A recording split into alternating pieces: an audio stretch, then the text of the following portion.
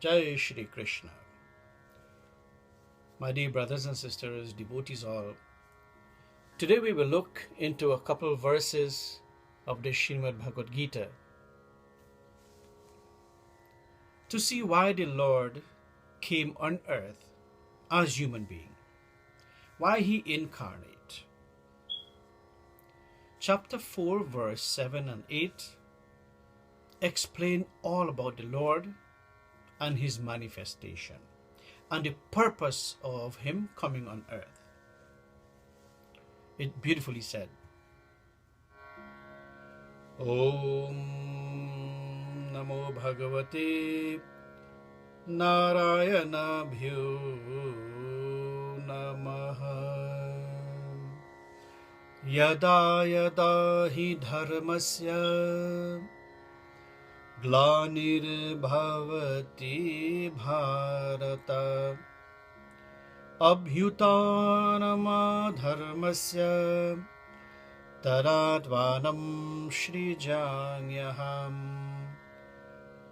Paritranaya Sadhunam Vinashaya Dushkritam Dharma Sangstapanarthaya Sambhavami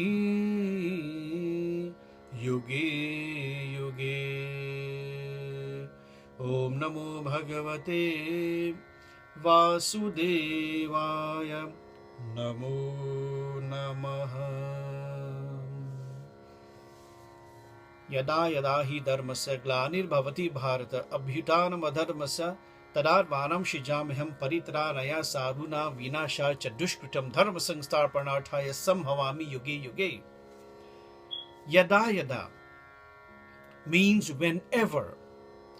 Dharmasya, righteousness. Glanir, whenever there is a decline of righteousness. Abhyutanam Adharmasya, and whenever there is an upward flow of unrighteousness. Tara, then, Vana, myself, Srijanyaham, will come. I myself will come to rectify the situation on earth.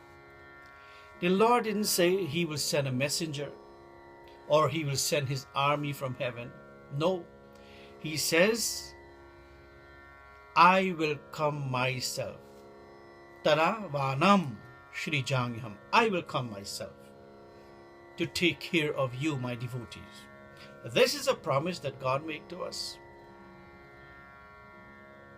Paritranaya Sadhunam. For 3 reasons, he chooses to come. 1, Paritranaya Sadhuna, for the protection of the sadhu. Now,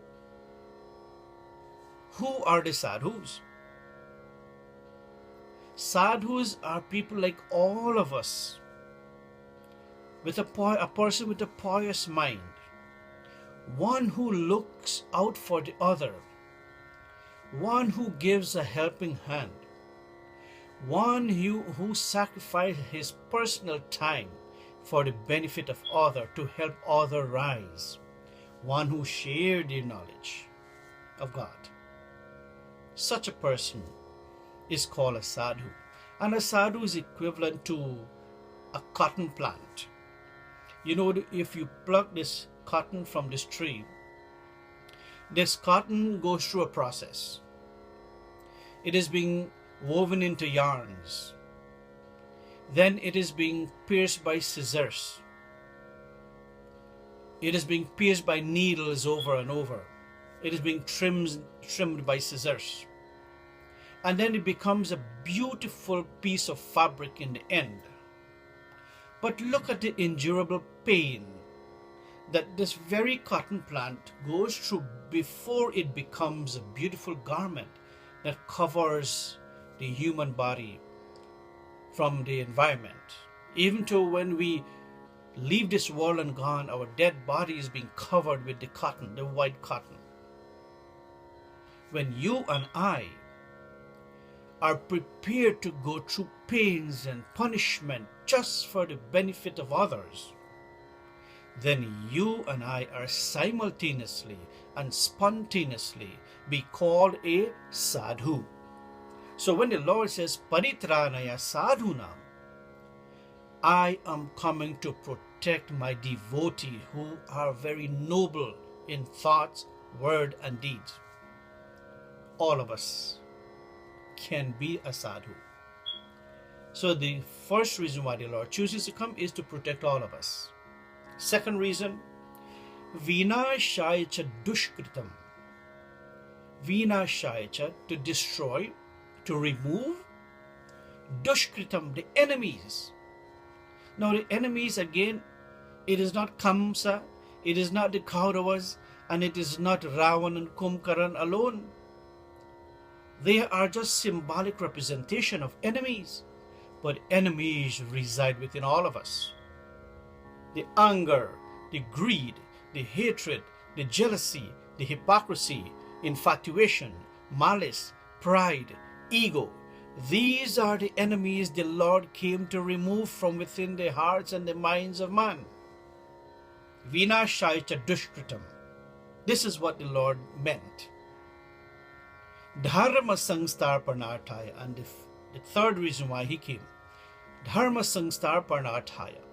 When all those are removed, then when there is a weakness in the structure of dharma, when dharma seems to be falling, then the Lord said, I came to reconstruct dharma.